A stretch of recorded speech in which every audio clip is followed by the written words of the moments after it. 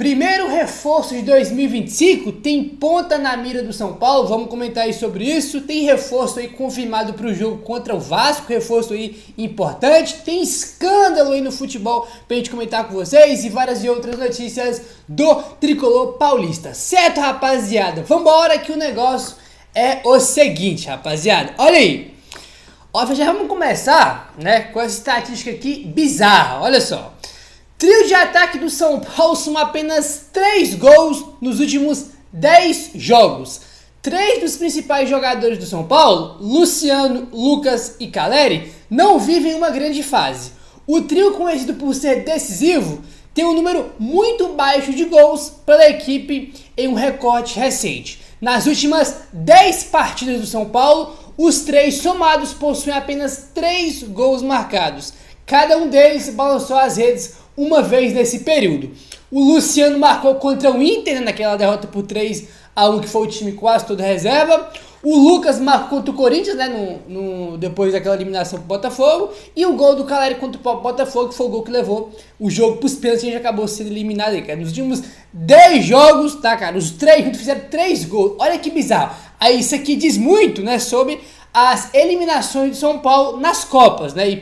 E um dos motivos da gente estar jogando só o Brasileiro agora é esses 3 jogadores aí, que é os 3 mais importantes do time. Porque contra o Botafogo, né, que já comentamos isso 1 milhão de vezes, o São Paulo foi eliminado com as digitais dos principais jogadores do elenco do São Paulo, que vamos comentar mais sobre isso daqui a pouco, né, cara? A gente foi eliminado aí com o Luiz Gustavo entregando gol, né? Eu tô falando do elenco em si, né?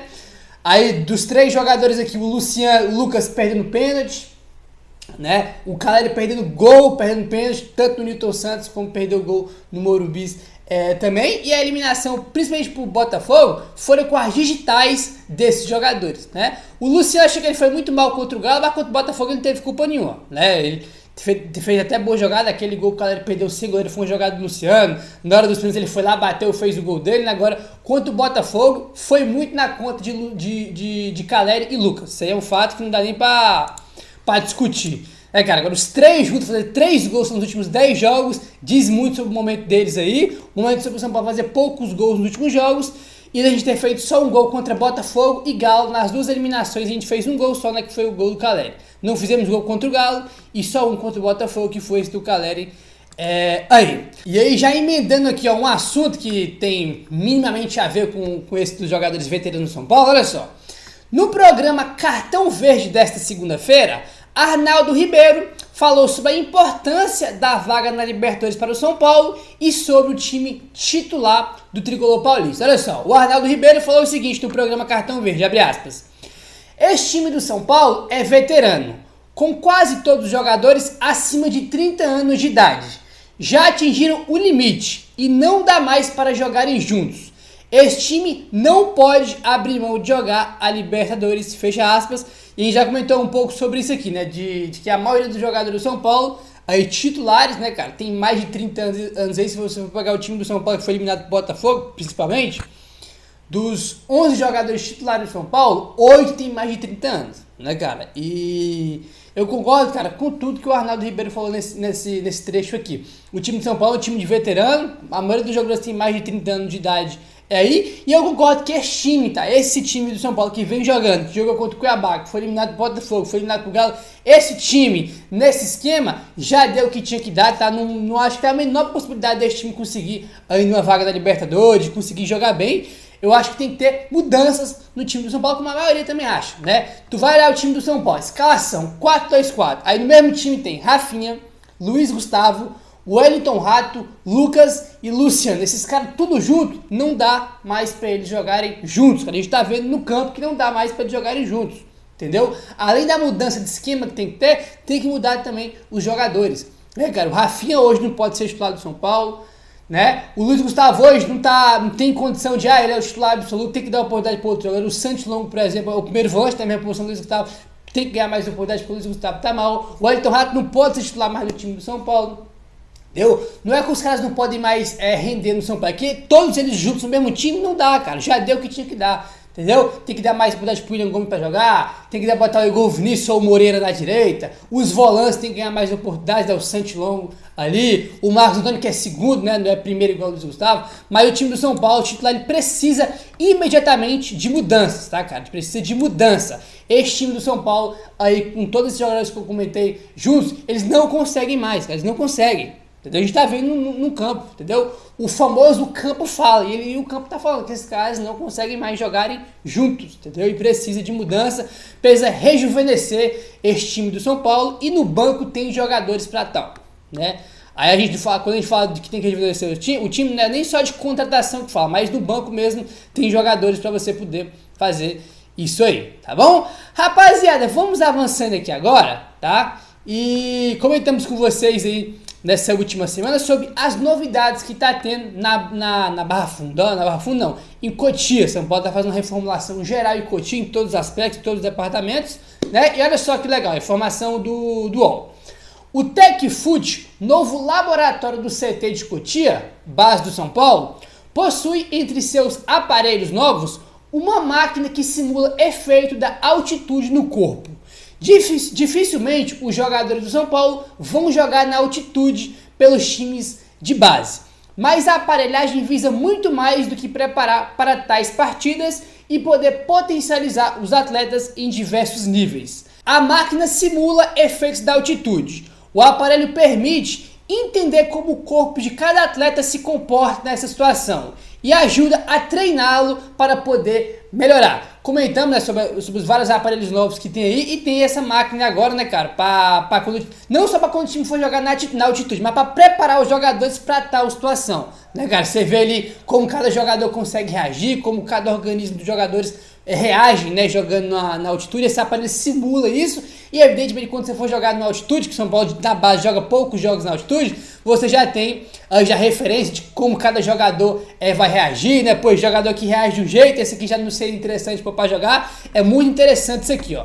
O aparelho pode simular diferentes pressões do ar, de La Paz até o Monte Everest. O objetivo é adaptar o corpo do atleta para atuar nessa condição. Exatamente, você consegue adaptar os jogadores aí, né, cara, e já imaginar como seria cada jogador especificamente jogando em altitude, né? Aí quando você vai jogar num jogo na altitude, você tem ali uma preparação já muito específica, né? Porque você consegue ter ali, né, ver como cada jogador, cada corpo ali dos jogadores vão reagir. Aí se você melhora também o corpo dos jogadores e o organismo para essa situação de poder jogar aí na altitude, o que é espetacular. O São Paulo, lá atrás, cara, quando era referência de tudo ainda, né, quando o São Paulo ganhava tudo, o São Paulo era referência nessa questão de altitude, né, porque tinha aparelhos que o São Paulo usava para poder jogar na altitude. Jogadores, antes de jogos na altitude, já falando do profissional, usavam um aparelho específico, né, cara, para melhorar a respiração na altitude. E agora o São Paulo faz esse trabalho aí na base, o que é muito bacana, muito interessante, mesmo não tendo tantos jogos na altitude aí, mas evidentemente que é sempre pensar, né, cara, lá na frente. Então eu achei muito interessante esse aparelho aí, um dos novos aparelhos que está tendo aí com a TecFoot agora em Cotia, né, com a reformulação geral que está acontecendo. Achei muito bacana, muito legal, tá bom? Agora, rapaz, vamos falar sobre escândalo no futebol, porque pra quem achou que só tinha o John Texton, né, cara, falando um monte de coisa aí, de acusação, apareceu um maluco aí ontem, né, cara, na CPI aí no Senado, falando uns negócios aqui que beira o surreal, que beira o inacreditável, tá? Olha só isso aqui, rapaziada, vamos lá. Matéria do UOL. Palmeiras e São Paulo não estão preocupados com o depoimento do empresário William Rogato na CPI de manipulação e apostas no Senado. Ele afirmou que os jogos do Palmeiras, entre eles o clássico contra o São Paulo, foram manipulados, mas não apresentou provas, tá? O UOL apurou que internamente o Palmeiras não deu o menor crédito ao depoimento. O clube entende mais como uma insinuação do que uma acusação formal. Pelo lado do São Paulo, a reportagem apurou que o depoimento causou revolta. As falas de Rogato foram classificadas como irresponsáveis e inconsequentes por pessoas da alta cúpula do São Paulo. O clube viu as falas como completamente vagas e sem evidências. O São Paulo classifica as acusações como um desserviço, não como um depoimento sério, tá? Aí, Gabriel, tu vai perguntar, Gabriel, que declarações foram essas? Vamos lá, olha só isso aqui, ó. Deixa eu pegar aqui pra você a declaração, porque tem alguns pontos aqui. Ele falou, meu irmão, 1 milhão de coisas que beira o inacreditável, tá? Esse cara, ele é um empresário, né, barra apostador, e o nome dele é William Rogato. Ele tava na CPI das apostas, da CPI das apostas no Senado ontem, né? Especificamente sobre esse clássico que foi o 5-0 do ano passado, ele falou o seguinte, abre aspas. Vou deixar nas entrelinhas. Estes são grandes, são literalmente grandes. Não posso enfrentar a Leila Pereira. Eu não vou, e é loucura da minha cabeça. Não vou enfrentar o presidente do São Paulo. Mas tem fundamento. Na minha opinião, está nisto. É só olhar os gols de Palmeiras 5-0 no São Paulo. Confesso que foi um jogo que apostei e ganhei. Os jogadores hoje, às vezes 2 jogadores, desestruturam totalmente o jogo. Tem presidente que sabe e compactua com isso.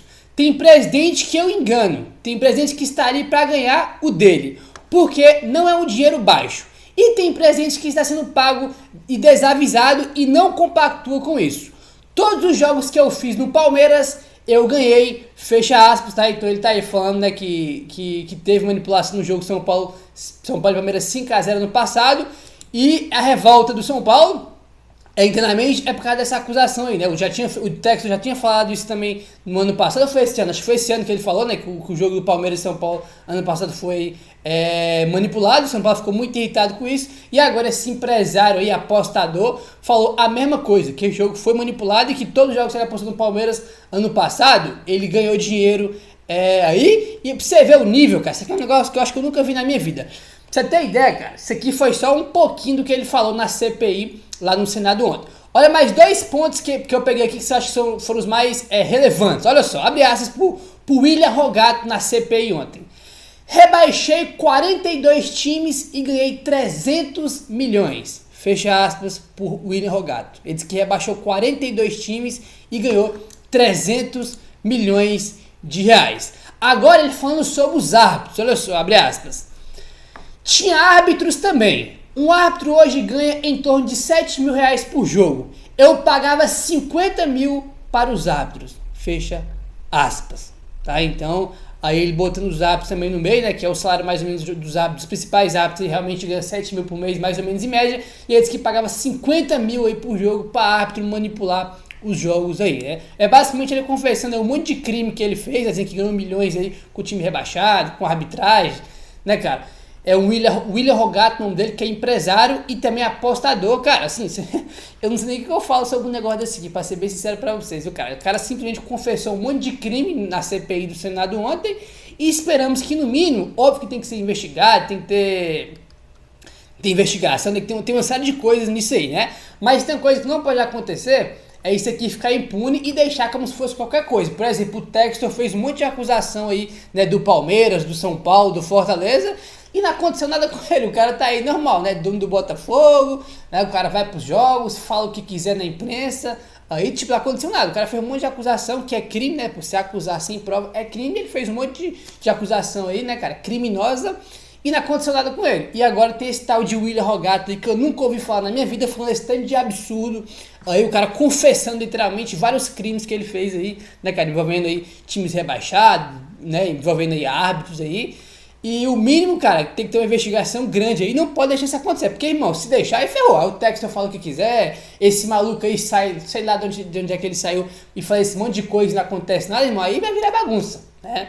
Aí vai virar bagunça. O futebol brasileiro que já não tem credibilidade nenhuma, né, cara? Por conta de quem comanda o futebol brasileiro, né? No caso é a CBF. Aí tu vê esses caras aí chegando aí, fala o que quiser, irmão. Aí realmente, olha, a imagem do futebol brasileiro fica mais suja ainda do que já é, né? Uma imagem ruim aí que tem o futebol brasileiro por todos os problemas que tem aqui no futebol brasileiro. Aí chega esses caras aqui, faz um monte de acusação e não acontece nada, dá a entender que possa ser verdade, né?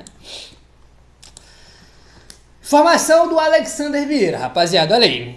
Após quase 2 meses fora, o Ferreira está oficialmente de volta. O atacante está à disposição do técnico Luiz Beldia para o confronto contra o Vasco no dia 16. Sua última partida foi contra o Palmeiras no dia 18 de agosto, tá? Então tá aí, agora confirmado, tá? Ferreira está à disposição do Zubeldia para o jogo da semana que vem contra o Vasco, lá no Brinco de Ouro da Princesa. Ótima notícia. Aí tem aquela questão que a gente comentou que você o ataque do São Paulo, que tá bem mal aí. Evidentemente que o Ferreira vai ajudar muito o São Paulo aí nessa reta final de Brasileirão, mas tem que levar muito em consideração que ele tá aí 2 meses quase sem atuar e ele tá completamente sem ritmo de jogo, né? Então ele vai ter que ganhar minutos e com esse minuto ele vai pegando aos poucos aí ritmo de jogo e tem 9 jogos só até acabar o Brasileirão, né? Então não adianta achar que ele vai voltar jogando tão bem já como ele estava jogando antes da lesão, porque ele ficou muito tempo, né, cara? Basicamente 2 meses aí parado, mas ele tá de volta aí contra o Vasco, tá bom? Tinha expectativa dele pro jogo contra o Cuiabá, mas acabou que não foi.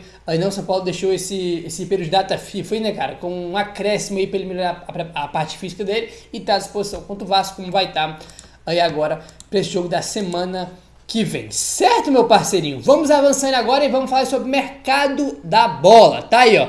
Começar algumas informações aí sobre o interesse do São Paulo na contratação do ponta Luiz Fernando, que é jogador aí do Atlético Goianiense, e o blog do São Paulo trouxe aqui a informação. Ó. O Luiz Fernando, tá, já esteve na mira quando ele apareceu no Grêmio e não teve sucesso no Sul.